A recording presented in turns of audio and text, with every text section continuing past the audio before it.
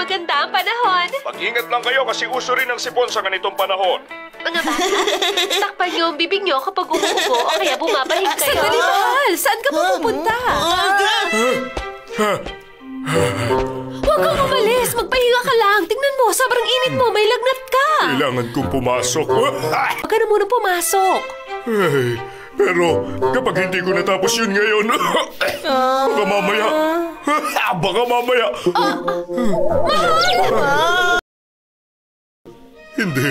Kailangan pumasok sa trabaho. Nahihirapan si Papa. Matapos ko yun.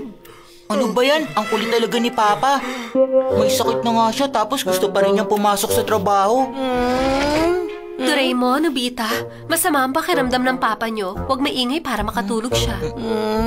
May gadget pala ako dito para mailipat ang sakit. Talaga? Pagkatapos anong mangyayari? Gagaling agad yung may sakit. Pero ang problema, magkakasakit naman yung taong paglilipatan nun. Okay, naiintindihan ko. Akin ang gadget.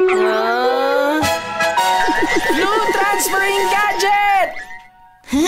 Ang una, ililipat muna natin ang sakit ni Papa sa akin. Tapos, ililipat naman natin yung sakit sa iba. Ano? Kanino natin nililipat? Mamaya iisipin ko kung kanino ililipat.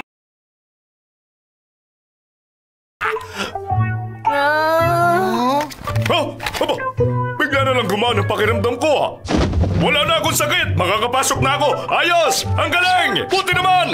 Paalam! Teka, mahal! Ayos na ba talagang pakiramdam mo? Oo, ayos na. Magyakinig ko tayo sa hapunan. Magaling na ako!